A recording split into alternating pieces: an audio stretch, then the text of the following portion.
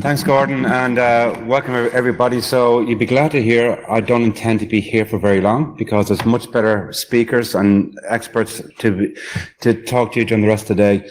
It's actually interesting. We were at the speakers dinner last night, and one of the speakers said to me, says, "You know what, Brian? This is probably one of the best conferences I've ever come to, because if you look at the speakers you've lined up, every single one of them could be a keynote speaker for every other conference that's around." So I think we're very blessed to have people here. And today being Thanksgiving Day, we do have guests from the US over, so I want to be very thankful for all our speakers and of course our sponsors to be here. But as Gordon said, this is our 10th anniversary. IRISSCert was set up in 2008. I set up because I figured, as a country that was identifying itself as being a key player in the tech industry and wants to build its economy based on technology and to get foreign direct investment, etc., brought into the state, that it would be good to have somebody look after the security of the environment and the internet that those companies are going to be using. And of course, 2008, for those of you who are probably an older vintage, was also the year we had the Great Recession and the downturn. So when you go to the government and say, "Hey guys, can we have funding to set up a cert, or do you want to keep the hospitals open?" kind of you're onto a losing argument. But thankfully, to our sponsors, and back then one of the biggest sponsors we had was the SANS Institute. They're the ones who got us up and running. We were able to set up IRISSCert. And for those of you who don't know, IRISSCert is a cert. We provide computer emergency response services to the private sector here in Ireland. We coordinate responses to incidents, and we notify organizations when they've been breached. It's all done voluntarily. So the fee you pay today to attend here today it's just to cover the coffee and the sandwiches, etc., you're going to have during the day. Our sponsors have paid for everything else. They're paying for this hotel, they're paying for the room, and they're paying to keep us operating for the rest of the year. So we're managing keeping this cert going on a budget of between 10 and 15,000 euro per year. So it's thanks to all the volunteers that we actually can provide our service as well. And interesting, being the 10th, a decade on from it, you kind of look back at the slides you had for the previous talks, and you'd be thankful I don't have slides today. But the first conference I had, we were posting up the number of incidents that were reported to us. In 2008, we had the amazing figure of 448 incidents reported to us in 2008. This year, that figure is approximately 30,000. So in 10 years, the scale is gone. And, that's a combination of, because we're more active in the community, we're getting more notifications, we're coordinating with other certs better, but also indicates how much the cybercrime landscape has changed in Ireland in the past 10 years, and how criminals are targeting companies no matter where they are and whatever they have. So typically the attacks we see, and Gordon touched on some of the talks we're having later on, and I've had the pleasure to preview a lot of them because the speakers have sent them to me. And you're not going to hear about, ninja type hackers or the zero-day attacks, or this. You will hear about the sophisticated attacks, and we take security seriously, but not in the way you might think.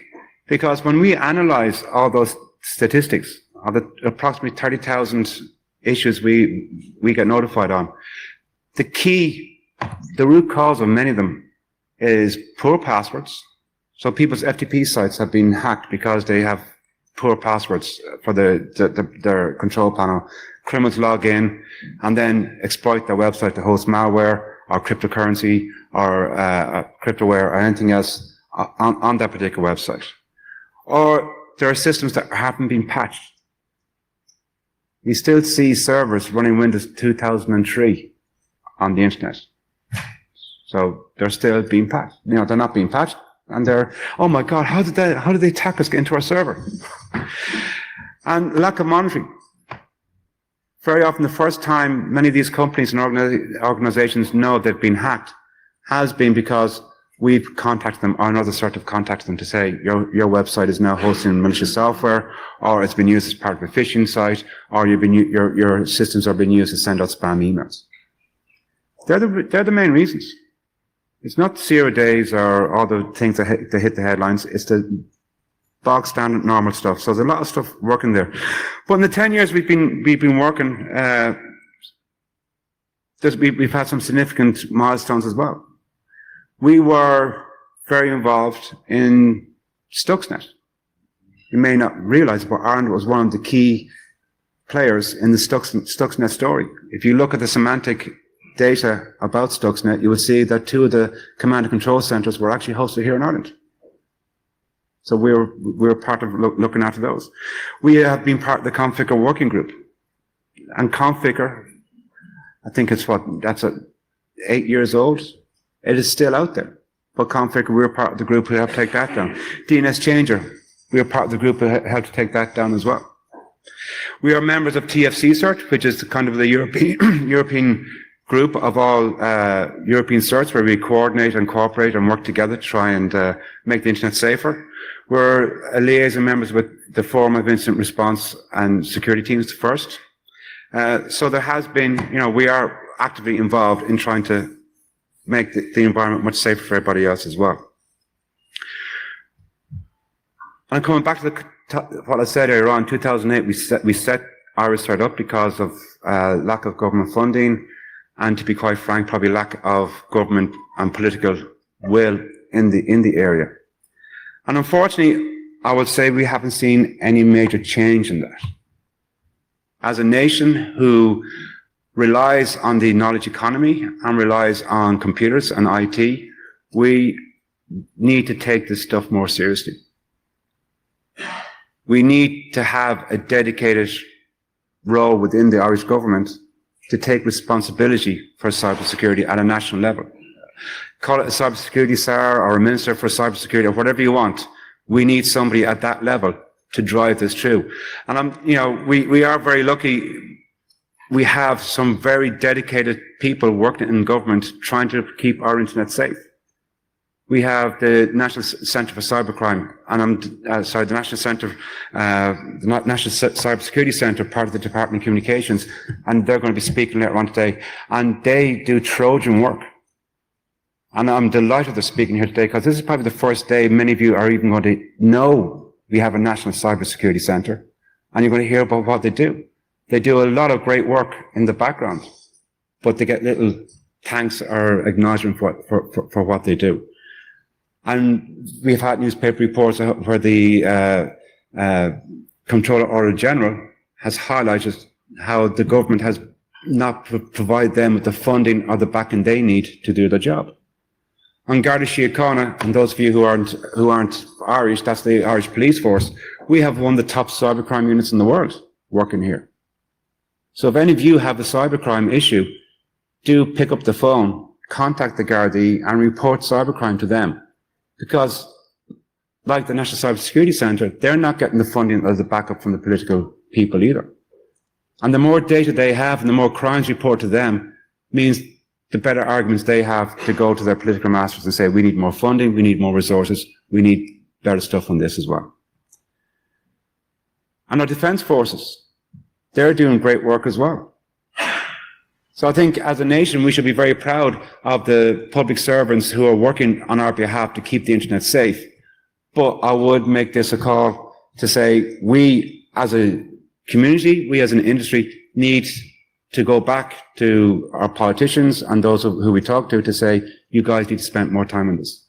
This is important. You're trying to roll, we have the national digital strategy that it's open for commentary. So I would ask you if one thing you do from today is go back, go onto the Department of Communications website, go onto the National Digital Strategy and comment on what we need to make that more secure and a safe place for us to operate, for not just for us, but our children, our children's children. And I'm delighted one of the speakers we're going to have today is from CyberSafe Ireland.